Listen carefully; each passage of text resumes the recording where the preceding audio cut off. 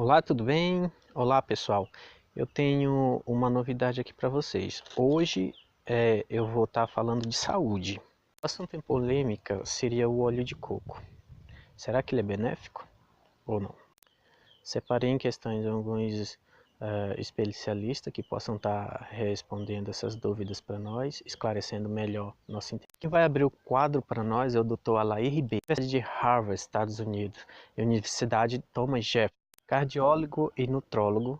Ele vai estar aí respondendo as nossas dúvidas e questões aí, né, similares. Até porque eu sou atleta, né? Eu malho, eu me exercito. Então, assim, a curiosidade de eu estar sempre me informando. Pessoal, esse vídeo está um pouco longo, tá? Mas é de extrema importância que vocês saibam o porquê dele, entendeu? A Associação Brasileira de Nutrologia, ABRAN, que antes era a favor do óleo de coco, agora condena o de coco e seus benefícios. O polêmico seria o óleo de coco. Ele é benéfico ou não? Eu não sei qual impacto que essa conversa vai ter. Se vai entrar no ouvido, se vai sair no outro, se você achar que eu estou errado, etc. Mas eu vou dizer uma coisa.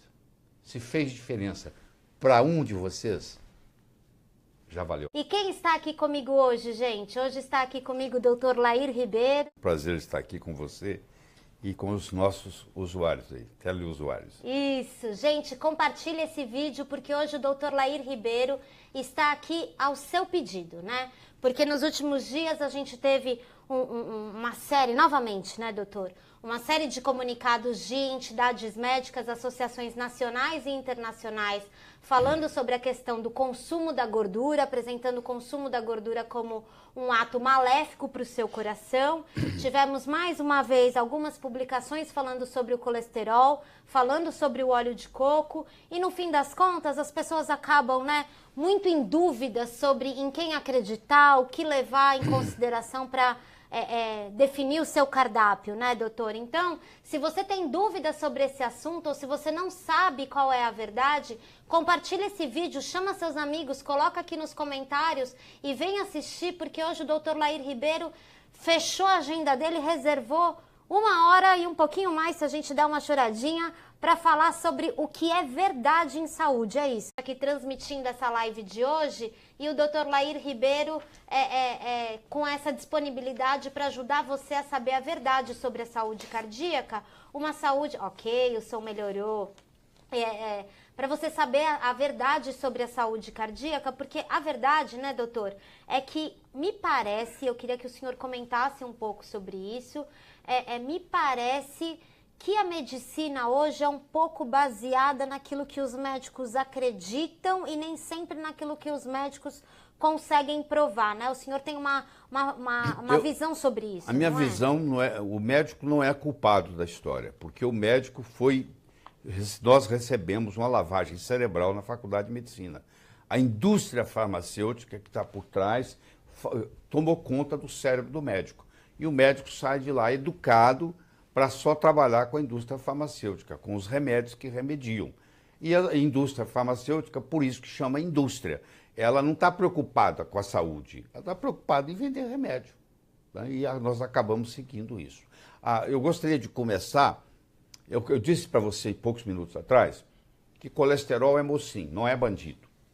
Por que que Deus colocou colesterol no corpo? Para que serve o colesterol? Eu vou te dar aqui pelo menos 10, 11 funções importantes do colesterol.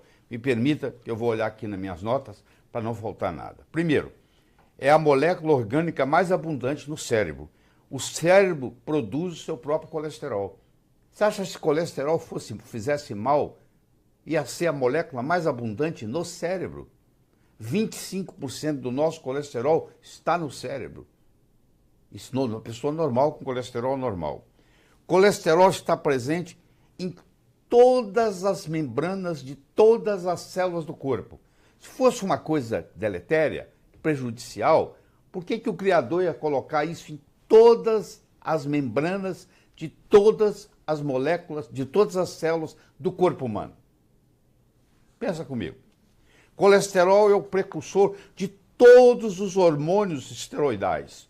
Aldosterona, cortisol, pregnolona, progesterona, estrogênio, testosterona, tudo é feito de colesterol.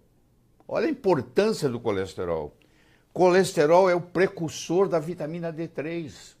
Nós sabemos hoje que a vitamina D3 é responsável pelo metabolismo do cálcio, pelo metabolismo do fósforo, que ela controla 10% do nosso genoma.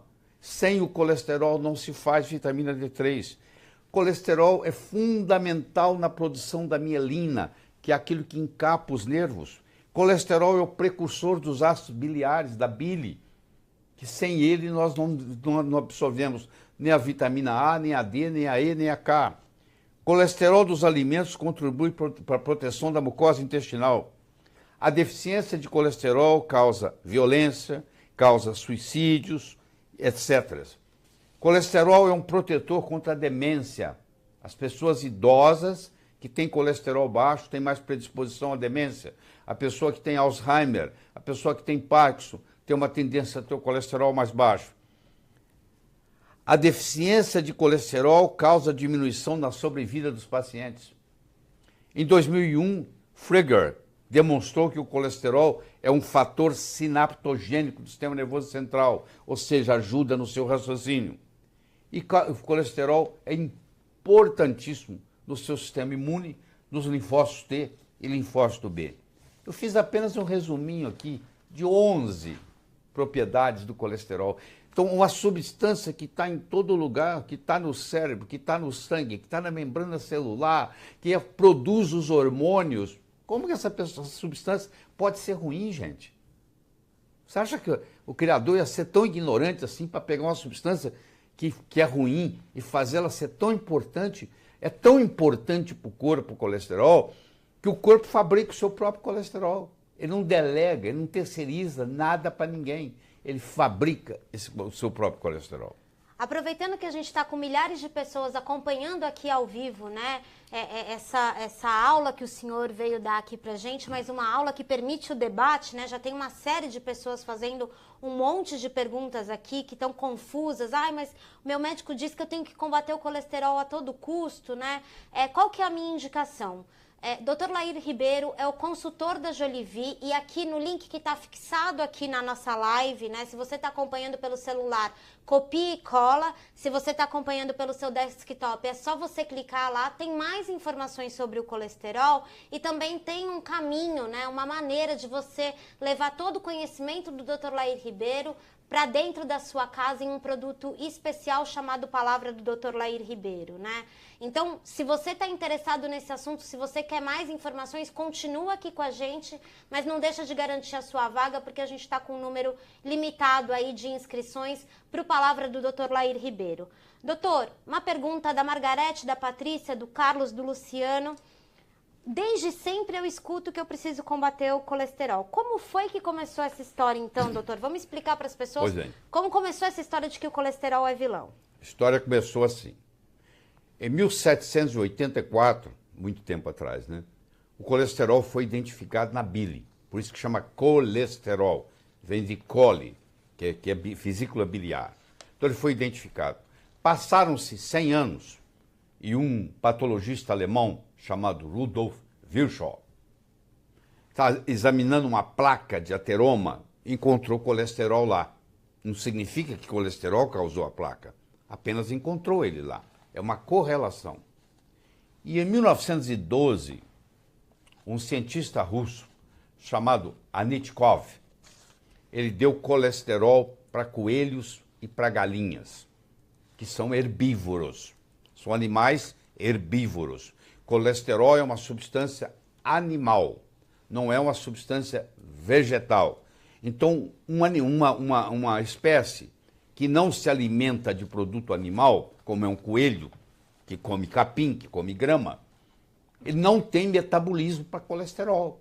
Então, o colesterol foi dado para coelho, e claro, como o coelho não tem como metabolizar o colesterol, ele criou placas de ateroma na horta. Então, olha só, nós demos para coelho e o coelho, então, desenvolveu ateroma. E essa ideia espalhou pelo mundo. Logo em seguida, o próprio Anitkov, ele deu colesterol para ratos, deu colesterol para outros mamíferos. E não aconteceu nada. Mas para coelho e para galinha acontecia. A indústria farmacêutica viu naquilo uma oportunidade de ganhar dinheiro, porque, claro, é o papel deles. E eles então começaram a desenvolver drogas para baixar o colesterol. E tem toda uma história de drogas que baixaram o colesterol. Só que nunca eles conseguiram provar, eu desafio qualquer um que esteja assistindo e me mostrar um paper, nunca conseguiu provar que baixando o colesterol baixava a doença cardíaca. Esse dado não existe na literatura, não existe. E aí esse processo foi, e aí em 1953, o Ancel Keys, um fisiologista de Minneapolis, no Minnesota, ele ligou o colesterol com a gordura saturada. E ele criou uma teoria, apenas uma teoria, apenas uma hipótese, de que se você come gordura saturada, você aumenta o colesterol, e que se você aumenta o colesterol, você entope a artéria. Então, se me permite, eu vou mostrar para você aqui, tem mais de 1.500.000 pacientes nessas duas folhas aqui, mostrando para você que gordura saturada não faz mal. Quando eles desenvolveram essa teoria, que começou em 53, e em 1977, o senador McGovern, político, que decidiu mexer com a alimentação americana e assumiu essa hipótese e criou essa história de que gordura saturada faz mal, então eles começaram a fazer os estudos para provar. O estudo de Honolulu foi negativo. O estudo de Porto Rico foi negativo. O estudo de Chicago foi negativo. Não houve nenhuma correlação. O grupo Cochrane, você que é médico da área de saúde ou da área de pesquisa que está escutando, sabe o que é o grupo Cochrane? O grupo Cochrane fez uma análise de 27 estudos, chamado meta-análise, com 18.000 pacientes e não mostrou nenhuma correlação de que a gordura saturada pudesse prejudicar. O Women's Health Initiative, com 49.000 mulheres, 8 anos de pesquisa na Universidade de Harvard, também não mostrou nada. O Dr. Forret publicou isso, que mulheres idosas com colesterol menor do que 155 miligramas por decilitro têm um risco aumentado de doença cardíaca 5 vezes, 5,2 vezes. O Dr. Ravnitskov, que apesar de parecer russo, ele na realidade é dinamarquês, Uffe Ravnitskov, que dedicou a vida dele toda a mostrar que esse negócio de colesterol alto causando doença cardíaca era uma piada, tá? E ele mostrou que mulheres de todas as idades e homens com mais de 55 anos, com colesterol mais alto, têm baixa mortalidade. É o contrário, protege contra morrer. O Dr. Drummond Holtz, em 1990, publicou no JAMA, colesterol mais baixo dobra o risco de doença cardiovascular. O estudo epidemiológico de Framingham, que eu posso discutir depois em detalhes, também não mostrou nenhuma relação. O Dr. Wu, em 2010, trabalho recente, American Journal of Clinical Nutrition, com análise de mais de 300.000 indivíduos, chegou a si mesma à conclusão que pode comer gordura saturada à vontade. O Dr. Tomohito Amazaki, de 2009, publicou com 150.000 indivíduos no Japão que o colesterol mais baixo, a mortalidade era maior, e ele já fez trabalhos como esse várias vezes. O Dr. Moura, em 2011, em Harvard, mostrou que, pelo contrário, que a gordura saturada na sua alimentação aumenta o colesterol bom, que é o HDL, tá? Diminui a lipoproteína A, que é muito trombogênica. Recentemente, em 2010, a doutora Ciro Tarino, no American Journal of Clinical Nutrition, com 347.747 pacientes, mostrou que não tem nada a ver. O Dr. Crowder, publicado em 2014, nos Anais Internos de Medicina, com 530.525 pacientes, um total dos dois estudos de 878.272 participantes, também não mostrou nada, que gordura saturada não aumenta doença cardiovascular. Então a literatura está cheia disso, é só procurar.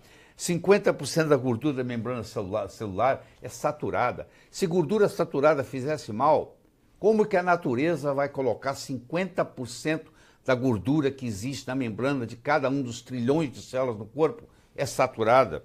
O consumo de gordura saturada diminui o LPA, que é uma coisa que é indesejável, e aumenta o HDL, que é uma coisa desejável. 75% da placa aterosclerótica é feita de gordura poliinsatural vegetal. São os óleos vegetais que estão fazendo isso. A sua avó cozinhava com banha de porco e todo mundo tinha saúde, ninguém precisava ficar tomando remédio como toma hoje. Mais de 50% do leite materno é gordura saturada. Olha o que a natureza é sábia. Ela coloca no leite materno, já coloca mais de 50% gordura saturada. E as recomendações é que nós temos que comer menos de 10% de gordura saturada. Se o leite materno tem mais de 50% de gordura, observarem. E você que está aí me assistindo, eu espero que eu tenha estimulado o seu cérebro para você começar a pesquisar e não acreditar no que os outros falam, não, tá? Porque tem muito interesse econômico envolvido nisso aí.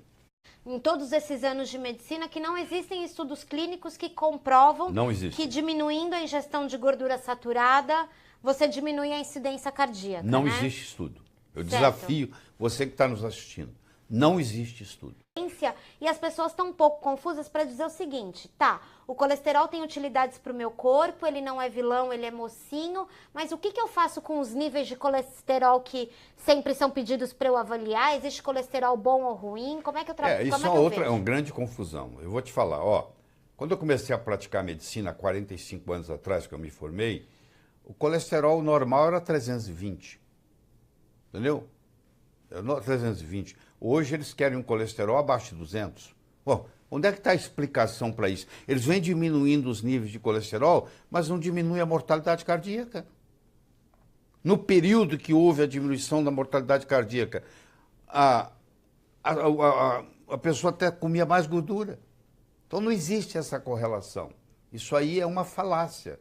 Isso é uma coisa que não é verdadeira. Você tem que analisar, porque se o colesterol está no seu cérebro, está em todas as membranas da sua célula, produz os seus hormônios, produz os hormônios sexuais, te dá libido, por que você vai mexer nele? Qual a razão? Agora, você vai falar assim, mas a LDL é prejudicial. Primeiro, eu vou te dizer uma coisa. A LDL que se baseia para dizer se você vai tomar remédio ou não para baixar o colesterol, ela não é nem medida, ela é calculada. É um algoritmo. Você sabia disso? Porque os convênios não pagam pela medida do LDL, que é muito caro. Então eles criaram um algoritmo onde ela é calculada.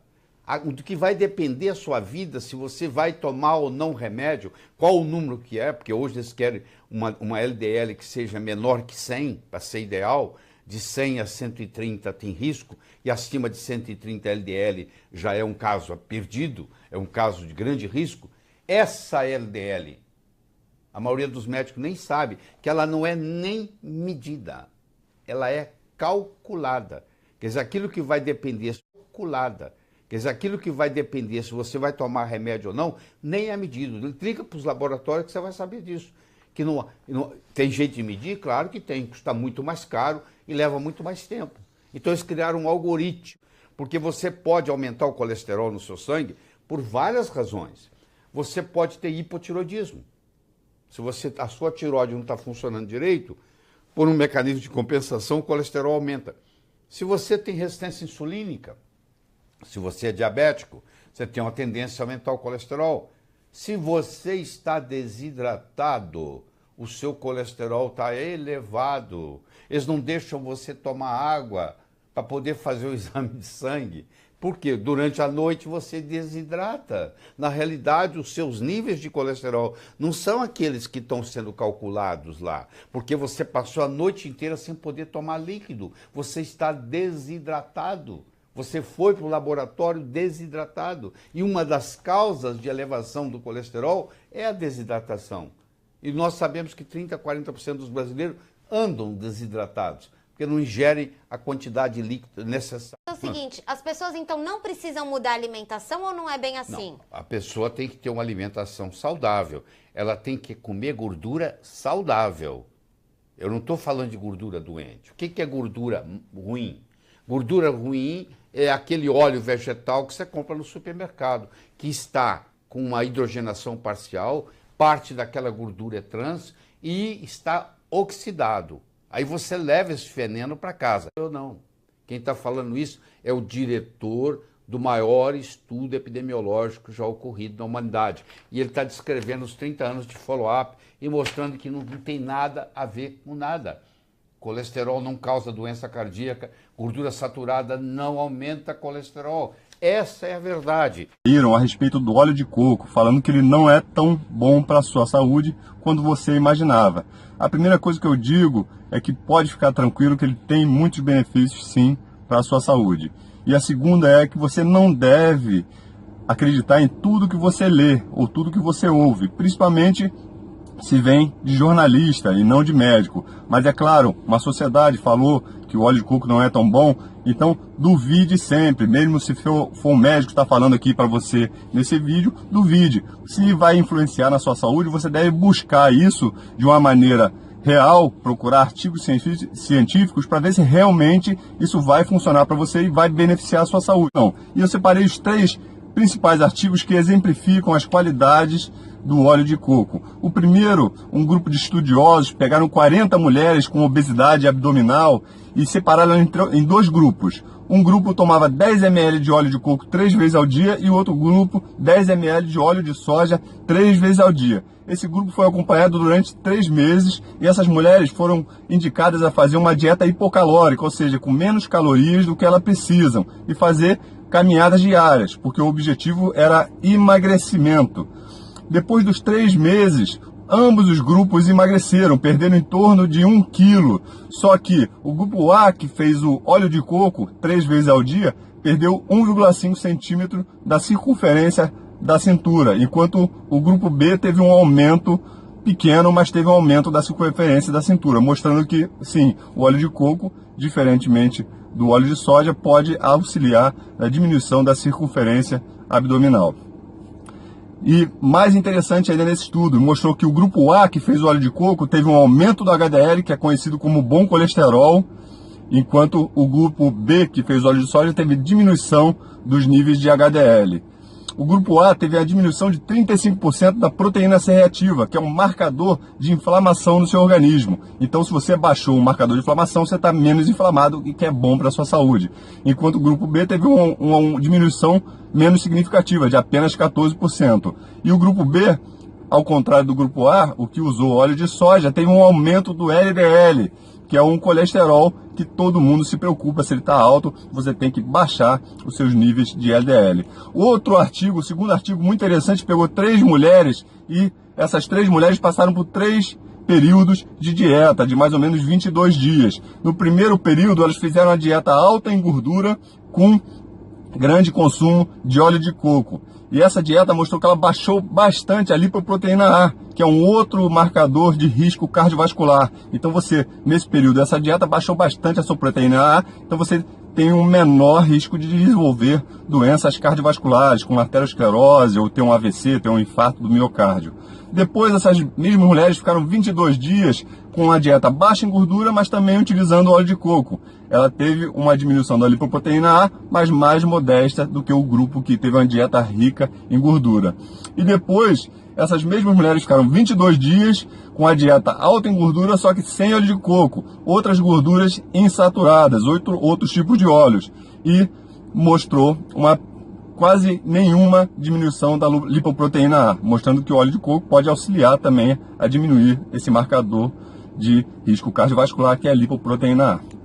O terceiro artigo é um artigo que eu li numa revista de dentistas, que eles mostraram que o óleo de coco, quando bochechado durante 10 minutos diariamente, age como um antisséptico bucal, ou seja, diminuindo a formação de placas bacterianas no seu dente, o que pode levar a infecções como a cárie ou a infecção de canal na sua arcada dentária.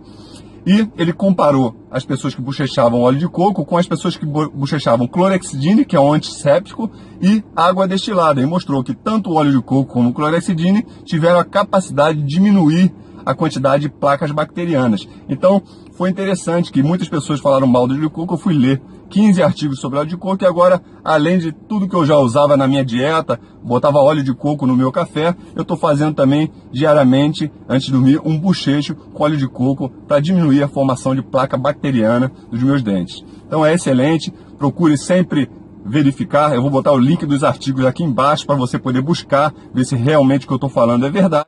Um alerta da Associação Americana do Coração levanta suspeitas sobre o alimento do momento, o óleo de coco. Por isso nós vamos voltar a Nova York, conversar novamente com o Fábio Turci, que vai trazer as informações para a gente. Fábio, muita gente aqui no Brasil consome o óleo de coco. Qual é o problema apontado pelos médicos?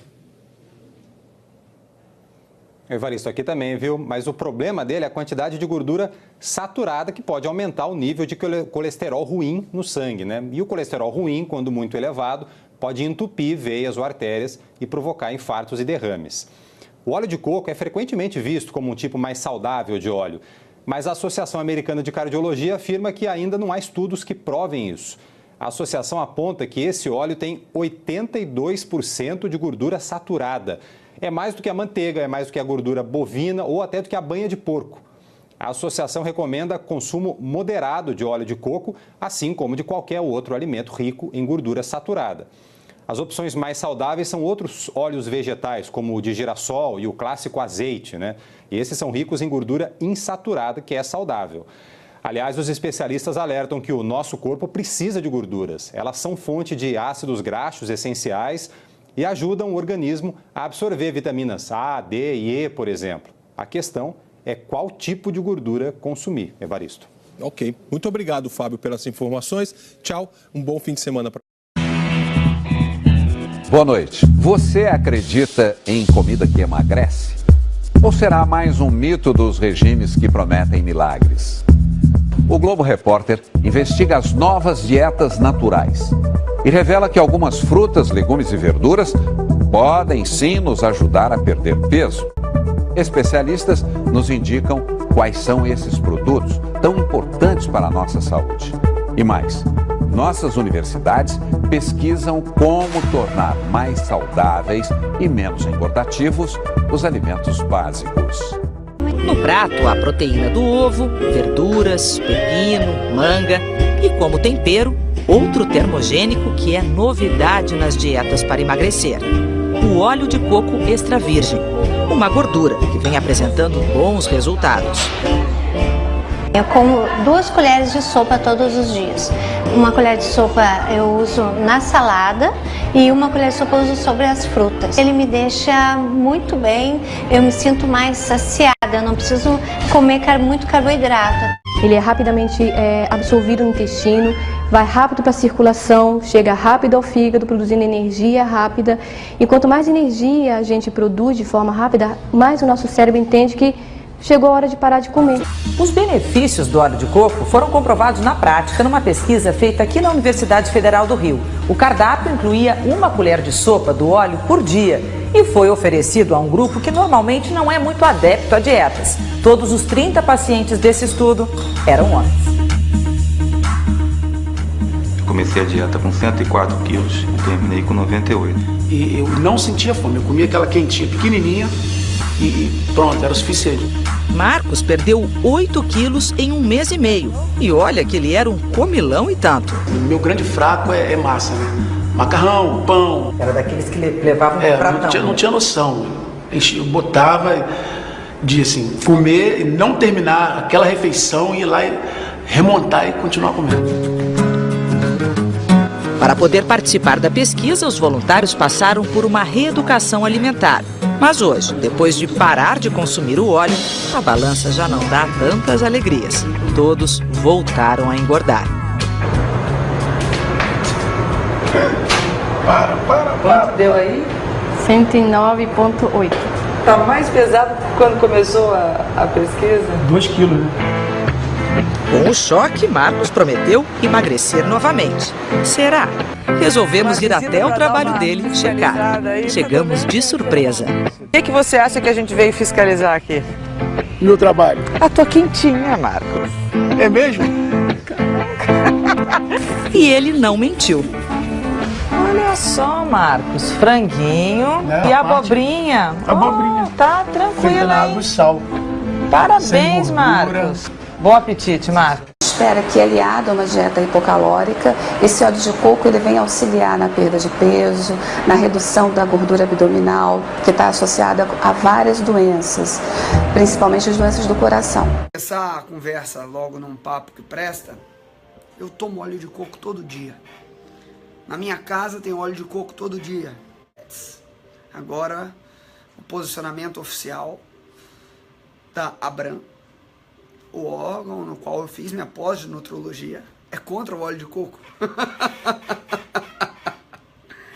E eu respeito, não tem problema. Mas não concordo.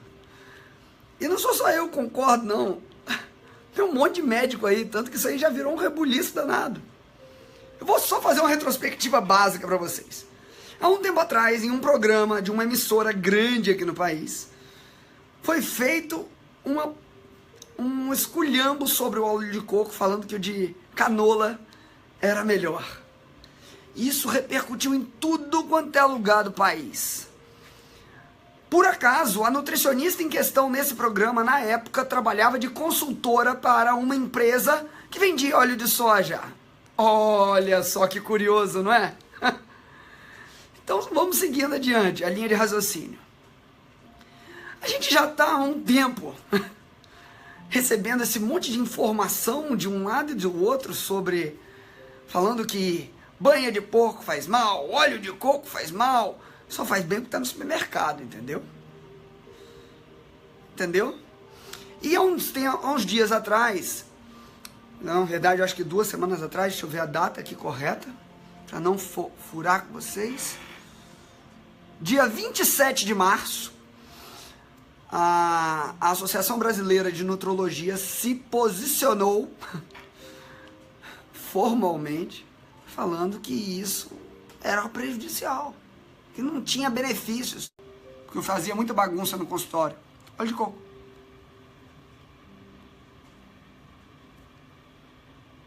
Gente, não tem isso. Não tem isso. Vocês têm ideia de quanto que isso move? Quanto de interesse tem em torno de cada notícia? É muito difícil. Eu nem vi a reportagem, eu nem perco mais meu tempo com isso.